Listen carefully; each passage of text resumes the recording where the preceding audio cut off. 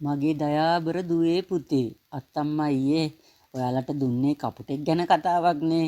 ඔන්න අද කියන්නෙත් කපුටෙක් ගැන කතාවක්. හොඳට අහගන්න.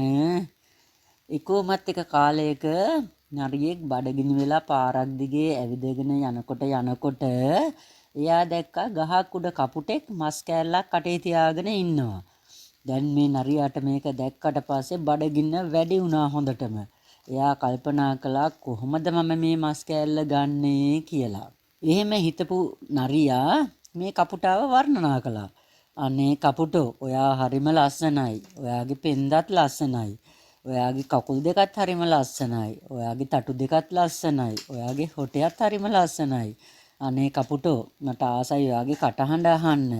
ඔයා ඔය තරමට ලස්සනයි නම් ඔයාගේ ඔය කටහඬ කොච්චර ලස්සන නැද්ද?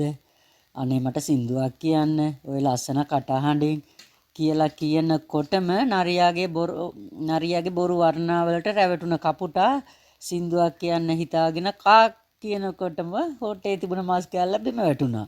කපටි නරියා මස් කෑල්ල කෑවා, මෝඩ කපුට රැවටුණා. ඒ කපුට පුතේ පිටිසර ගමක හැදුන කපුටෙක්. කොළඹ කපුටෙකුටත් නරියා ඔහොම වර්ණනා කරන්න ගිහින් නරියා පෙරදුනා.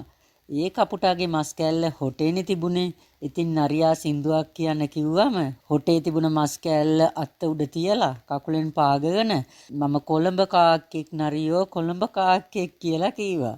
ඉතින් ඒ නරියා කපුටා කොච්චර වර්ණනා කළත් කපුටා උට රැවටුනේ නැහැ. නරියා බඩගින්නෙම හපව් ගියා. හොඳයි නේද පුතේ? අත්තම්මගේ කතාව හොඳට අහන්න, subscribe කරන්න. හොඳේ. ඔයාලට බුදු සරණයි, දෙවි පිහිටයි. අයිබෝවන්.